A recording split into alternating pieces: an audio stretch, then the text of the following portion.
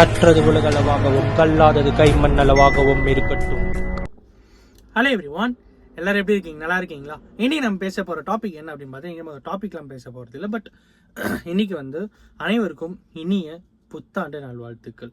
2025 எல்லாருக்கும் ஒரு மிகப்பெரிய நல்ல ஒரு வருஷமாக இருக்கணும் அப்படிங்கிறது நான் எல்லாருக்கிட்டையுமே பிரார்த்தனை பண்ணிக்கிறேன், வேண்டிக்கிறேன்.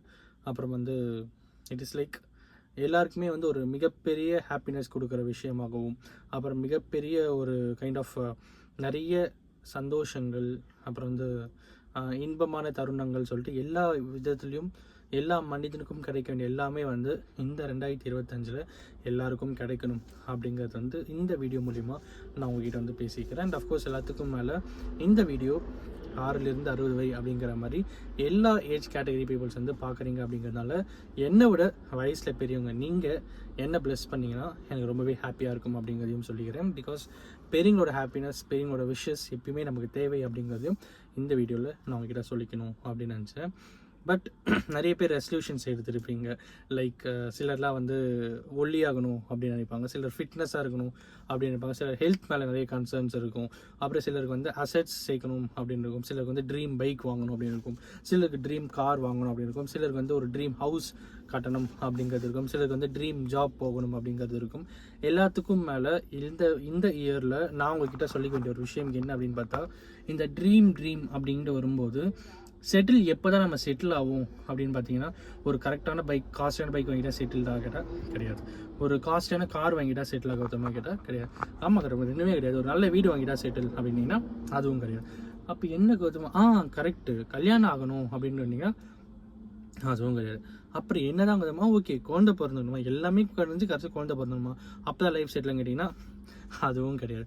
லைஃப் செட்டில் அப்படிங்கிறது என்ன அப்படின்னு பார்த்தீங்கன்னா நம்ம மனசை பொறுத்து தான் இருக்குது.